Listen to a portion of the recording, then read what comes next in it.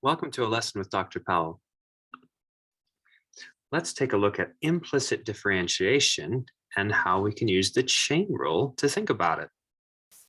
Okay, so for instance, what if we had something like x squared plus y squared is equal to 4? Um, Now, in particular, we could even think x squared plus y squared minus 4 is equal to 0. And if we wanted to, we could think of a multivariable function f of x, y is equal to x squared plus y squared minus 4. Now, what if we're interested in finding out what dy dx is equal to? Okay, now where the relationship between y and x is right here. Okay, it's right there. So it's kind of like what we're doing is we have this function f of x, y, but then what we're doing is we're plugging something into that function. We're plugging in g of x, where g of x is kind of like, thought of it like a vector, if you will, is given by x and then some function y as a function of x. So y of x, or you could say f of x or something like that, but y is going to be a function of x right here. So really this depends on one variable. So when you take derivatives, what we can think is okay, f has one output, two inputs. So we can think, think we have f of x, fx and fy, which we can compute. And then g, we think, okay, it has two outputs and one input. So one column and two rows. And derivative of x with respect to the input x is just 1.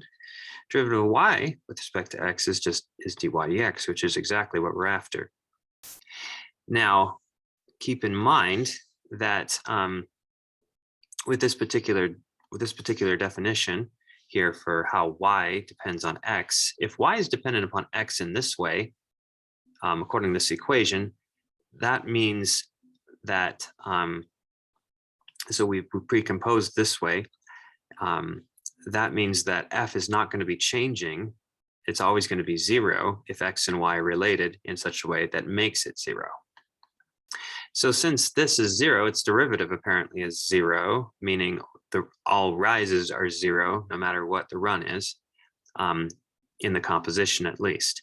So this multiplication should just result to be 0. So in that case, we can just take a dot product, fx plus fy dy dx is equal to 0. Then that amounts, if we solve for dy dx, we just subtract the fx over and divide by fy, and that is equal to dy dx. So dy dx is equal to that. So this tells us exactly how to compute dy dx for really any equation with x's and y's. We just get everything on one side if we want, like that, then take the derivative with respect to x and then divide it by the derivative with respect to y. Partial derivatives, that is, when we're thinking of the other things as being constant, and just take the fraction like this with a negative, we're good. So in this particular case, we could do it.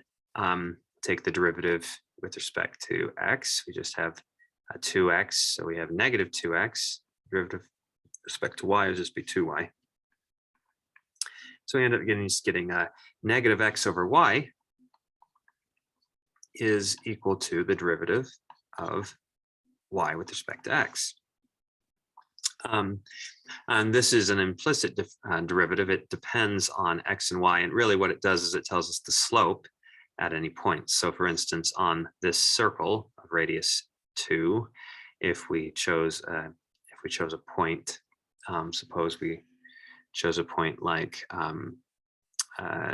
negative a fifth, the square root of fifth and the square root of 4/5.